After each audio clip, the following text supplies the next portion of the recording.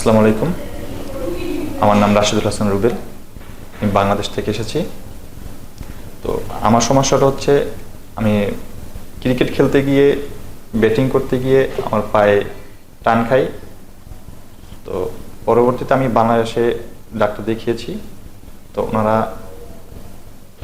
ট্রিটমেন্টটা ধরতে পারেনি কি সমস্যা। পরে আমার ভাইয়ের রেফারেন্সে আমি কলকাতাতে আসি, আর এন ঠাকুরে। তো এখানে এসে আমি সূর্যোদয় সিং স্যারকে দেখিয়েছি।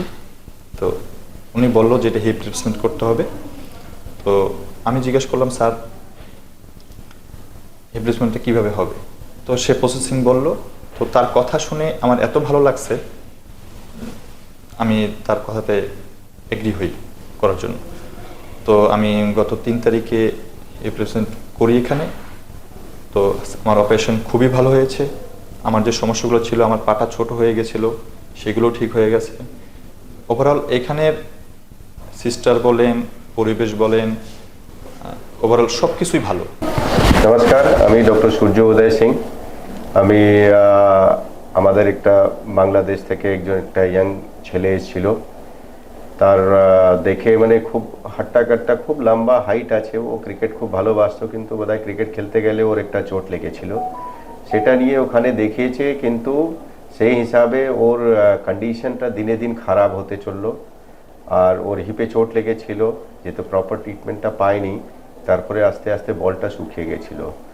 ইয়াং পেশেন্ট, কিন্তু হচ্ছে দুদিকে ক্রাচ নিয়ে হাঁটতে পারতো না, দুদিকে বৈশাখী ক্রিপালডি স্টেজে হয়ে চলে গেছে। তারপরে আমার এখানে আমাদের হসপিটালে এসে যোগাযোগ করেছে। সেই জায়গাতে আমরা ওদের একটা প্রপার ডায়াগনোসিস করেছি। প্রপার ডায়াগনোসিস করার পরে ওদেরকে হিপটা রিপ্লেস করা হয়েছে। ওর দুটো হিপেই প্রবলেম ছিল, কিন্তু একটাতে অল্প ছিল, একটাতে বেশি ছিল। যেটা বেশি ছিল সেটা আমরা করে দিয়েছি, পা ছোট্ট বড় ছিল, তো তাকে আমরা সামান করেছি। আর ওই পেশেন্টটা এখন কমফর্টেবলি অপারেশনের পরতেই হাঁটতে শুরু করে দিয়েছে। তো আমার যেটা সবাইকে বলার আছে টু দ্য পাবলিক, কি একটা প্রপার ডায়াগনোসিস আর রাইট টাইম ডায়াগনোসিসটা দরকার হয়। তাতে আমরা কিন্তু অনেকটা যে পরেরটা ড্যামেজ হয় সেটা আমরা কন্ট্রোল করতে পারি। আমি আশা করি কি পাবলিকটা সেরকমই কিছু একটা হলে সবসময় ডাক্তারকে দেখাবে, একটা প্রপার ডায়াগনোসিসে যাবে আর একটা প্রপার ট্রিটমেন্টে যাবে। ধন্যবাদ।